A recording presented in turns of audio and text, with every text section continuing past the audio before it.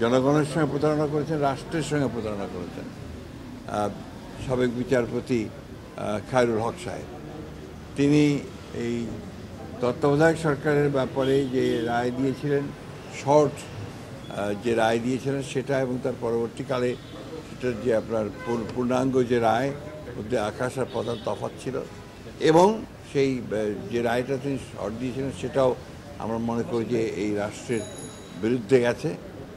বিলম্বে হলেও যে এতদিন পরে তার বিরুদ্ধে যে ব্যবস্থা গ্রহণ করেছে সরকার, সেজন্য সরকারকে আন্তরিক ধন্যবাদ জানাচ্ছি। এবং সঠিকভাবে তার তদন্ত হবে সব বিষয়গুলোর, এবং তার সঠিকভাবে তার বিচার কার্য সম্পাদন হবে, সেটাই আমরা আশা করি। দ্বিতীয়ত আরেকটি বিষয় আছে যেটা খুবই গুরুত্বপূর্ণ আমরা মনে করি। আমরা পত্রিকান্তরে আপনাদের মিডিয়ার মাধ্যমে জানতে পারছি যে আপনার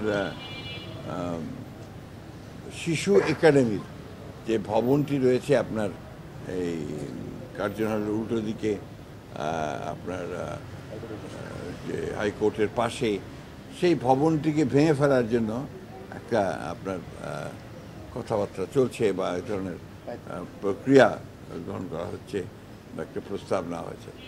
আমরা এটার বিরোধিতা করি, এবং শুধু বিরোধিতা করি এই কারণে যে এটা আপনার শিশুদের একটি বাংলাদেশের প্রতিষ্ঠান, সরকারের প্রতিষ্ঠান, যেটা দিয়ে শিশুদের বিভিন্ন রকমের তাদের যে গঠন, তাদের বেড়ে ওঠা, তাদের মন মানসিকতা তৈরি করা, তাদের এক্সট্রা কারিকুলার অ্যাক্টিভিটিস তৈরি করা, এই সব কিছুর ব্যাপারে আপনাকে এটাকে নেওয়ার জন্য শহীদ প্রেসিডেন্ট জিয়াউর রহমান সাহেব এটার উদ্যোগটা নিয়েছিলেন, এবং তিনি প্রথম এই শিশু একাডেমি তিনি নির্মাণ করেছিলেন, এবং এটা সারা বাংলাদেশেই এর ব্রাঞ্চ আছে।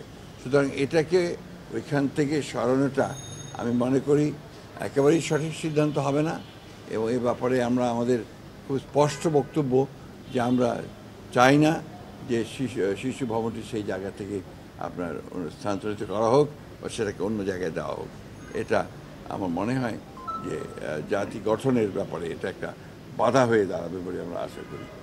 এটাই রাজনৈতিক সংকটের জন্য